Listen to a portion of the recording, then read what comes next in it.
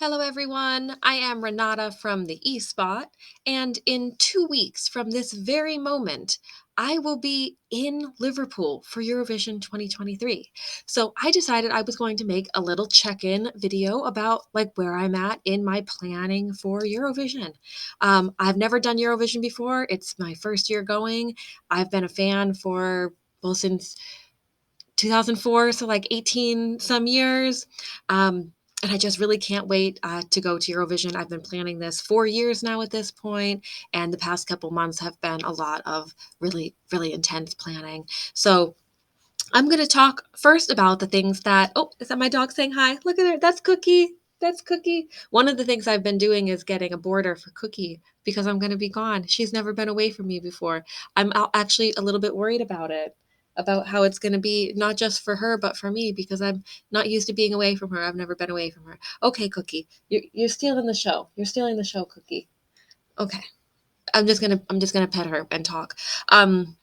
So I'm going to talk about the things that I do have, and then I'm going to finish up with something that I don't have.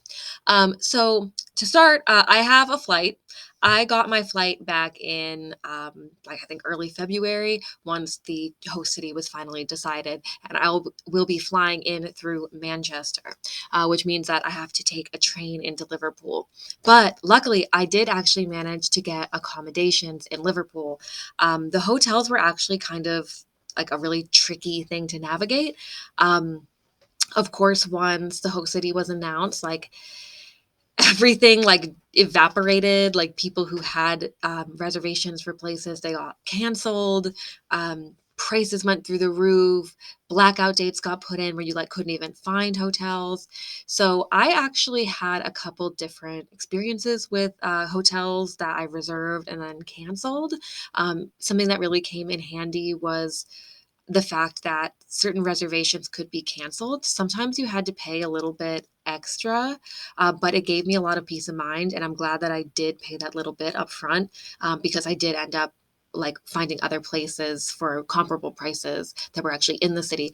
So the first place that I ended up reserving was actually a few miles outside of the city. So it was near a train station, so it would be easy to get in, but it was going to be like a 20-minute cab ride, from the venue to the hotel. So it wouldn't have been the end of the world. It wouldn't have been the worst thing. But I was really happy that I was able to actually find something in the city center.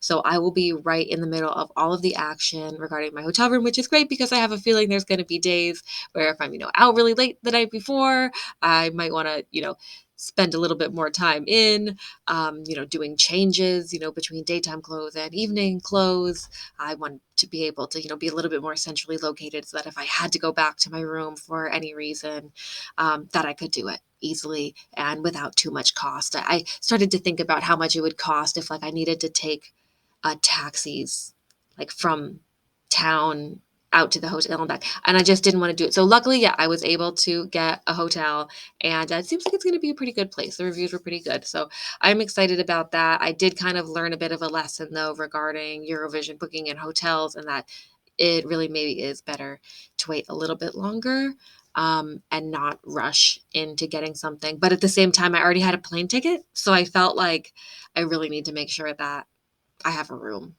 So I had a backup plan. So something else that I have is I have tickets.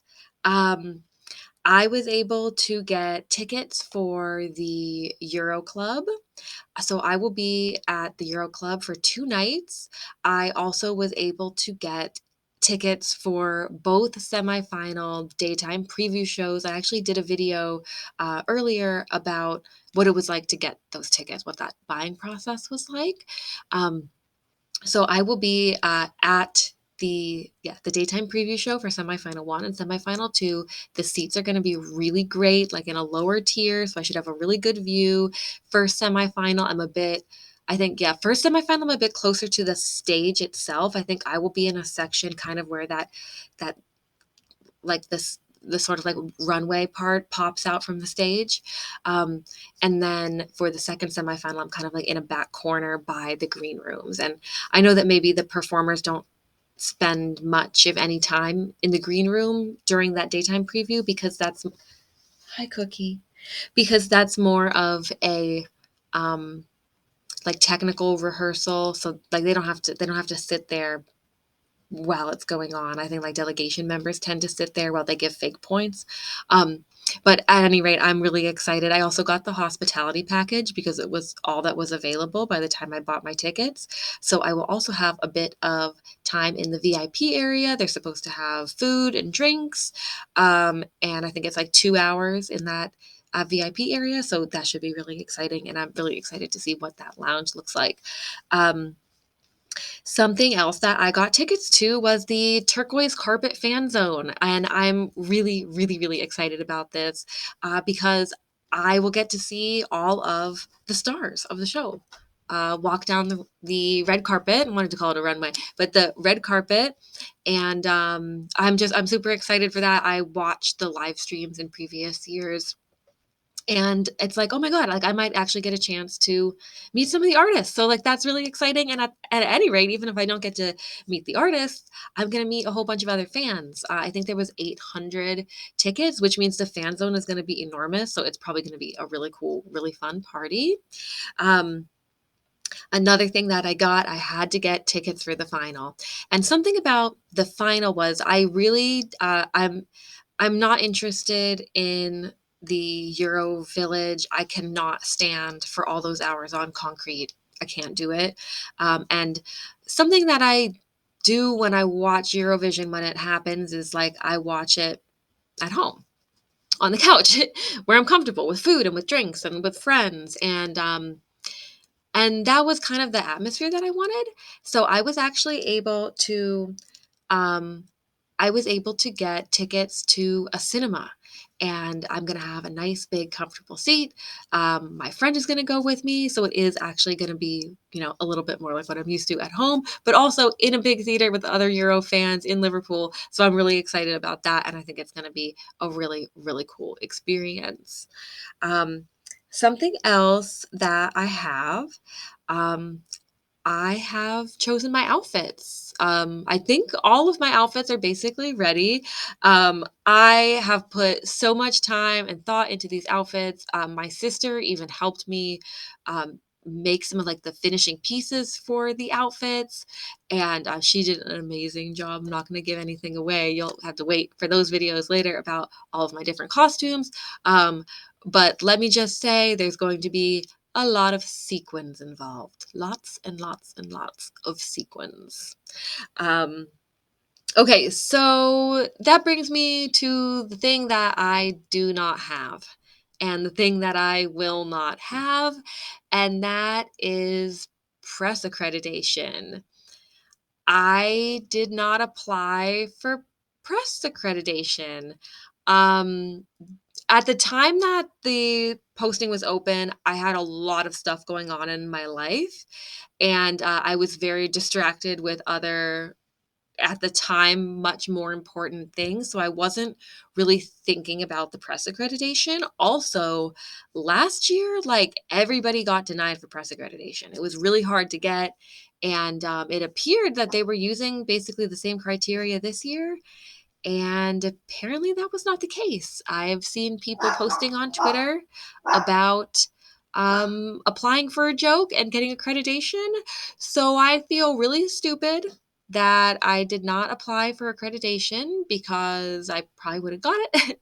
um, but at any rate, I am, rationalizing the oversight to myself by saying that, I've been a fan for, like 18 years. I've never been to Eurovision.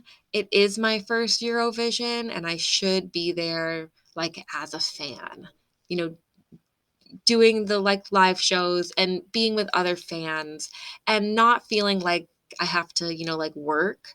Like, yes, it would be very cool to be in the press center, but it's my first time. I might as well just go as a fan and just get the regular Eurovision experience. I'm not going to stop doing Eurovision media and YouTube because I'm really enjoying this and it's making me feel even like more involved in the contest. So there's always other years. And this year I will be attending Eurovision no matter what. It will not be as press, it'll be as a fan, but you know what? That's just going to have to be okay. So, with all that being said, I can't wait.